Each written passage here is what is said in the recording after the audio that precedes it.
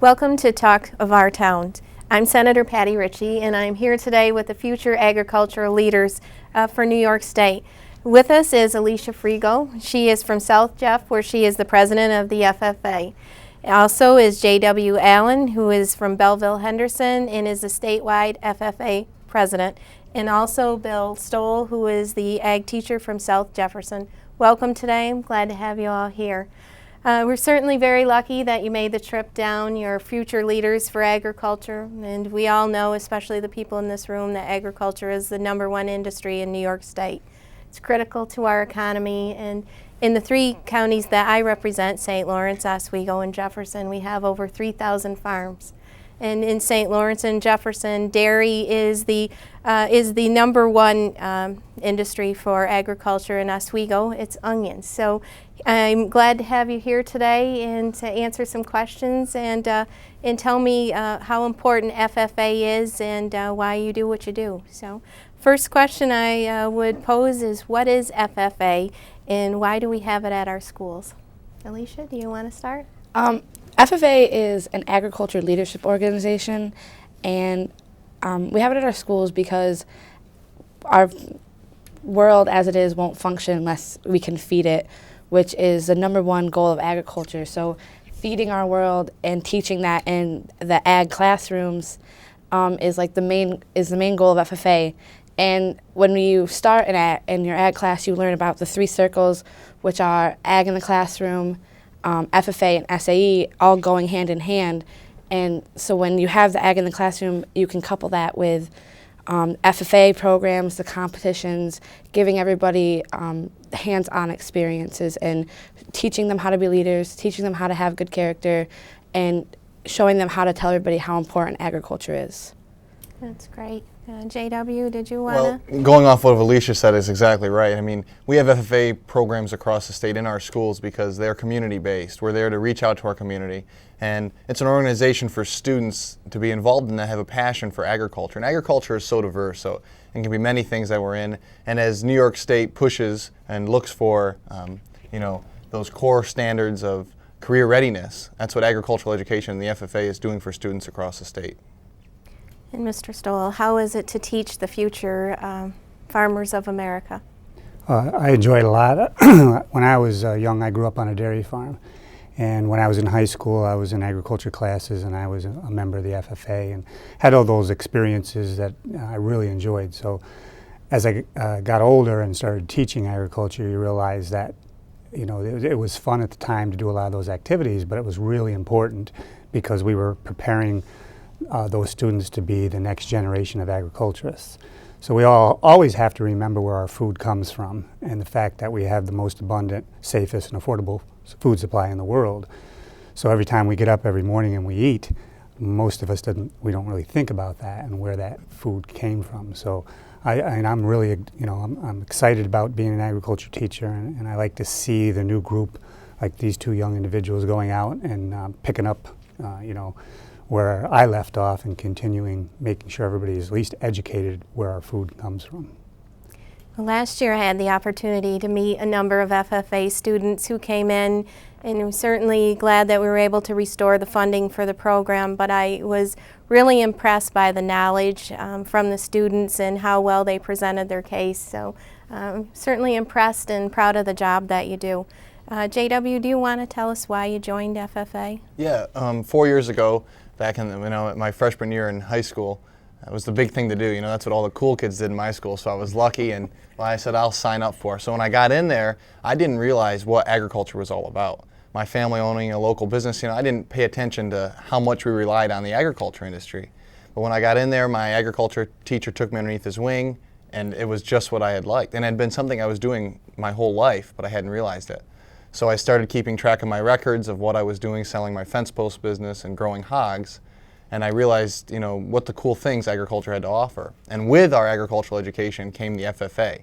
And with the FFA, we wear these blue jackets, and there's all these things we can do, like speaking. And all of a sudden, I was a speaker. So here I am today, and I'm really been blessed to be involved in such a great organization. And doing a great job at it. Well, thank you. Alicia, can you just tell us, people who don't live on a farm, how is FFA useful to them? Well, that's one of the major barriers that, at least I know from my school, that we have to break through is everybody thinks, future farmers of America, I don't live on a farm, I don't want to be a farmer. But it's so much more than that. I don't want to grow up and live on a farm. It just teaches you, if you even just for a moment take the agriculture out of it, all the leadership, the public speaking. When I started in 6th grade, because our chapter is a junior high chapter, I couldn't speak in front of anybody. I was very shy. And you get into the public speaking and you develop those skills, and now I can get up in front of 300 different people and give a speech. So that really helps people it helps your public speaking, it helps your teamwork, which are all skills that you're going to need for the rest of your lives. And then when you put agriculture back into it, the amazing stuff you learn about animals, things that if you want to grow up and someday just have a dog, things that I've learned in animal science can help me with that. And it's just, you can take agriculture, take FFA, and you can relate something you've learned into any aspect of your life. That's great to hear. Mr. Stoll, can you tell us how the curriculum has changed since you first started to what it's like now?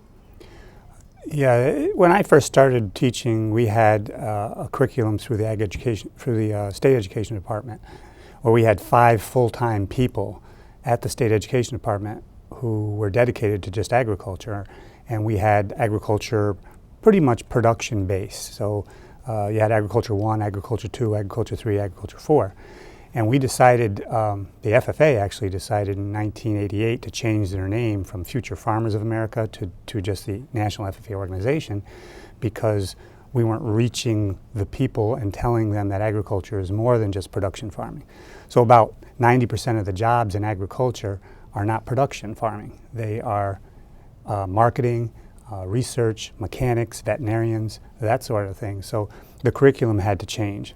And when we started changing the curriculum and the name put on that organization, we saw the numbers start to skyrocket. And we're over 500,000 strong now nationwide, and we're getting more diversity into the agriculture. Especially, agriculture is a very changing industry in itself. We're getting more into technology-based applications, precision agriculture practice, and so on.